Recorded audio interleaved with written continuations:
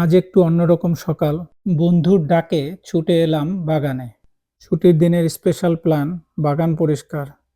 সকালে ঠান্ডা আবহাওয়ায় দুজন মিলে শুরু করলাম কাজ। চারিপাশে ছড়িয়ে ছিটিয়ে থাকা রঙিন গাছ আর ফাঁকে ফাঁকে ফুটে থাকা সুন্দর ফুলের গাছ।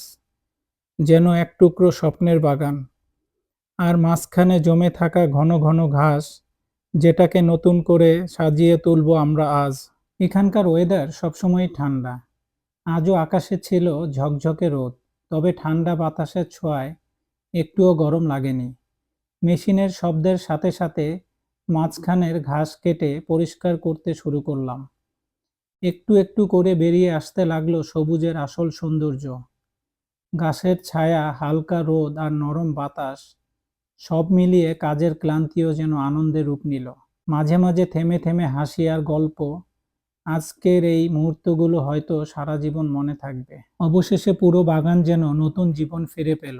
চারপাশে রঙিন গাছের সারি, ফাঁকে ফাঁকে ফুটে থাকা ফুলের সৌন্দর্য আর মাঝখানে পরিষ্কার সবুজ ঘাস, যেন একেবারে পরিপূর্ণ একটা ছবির মতো লাগছিল। আর সবচেয়ে আনন্দের মুহূর্ত, কাজ শেষ হতে না হতেই বন্ধুর দুইটা ডগ দৌড়ে এসে দুষ্টুমি আর খেলাধুলা শুরু করে দিল। ওদের মজা আর প্রাণচঞ্চলতা দেখে আমাদের পরিশ্রমের সব ক্লান্তি ভুলে গেলাম।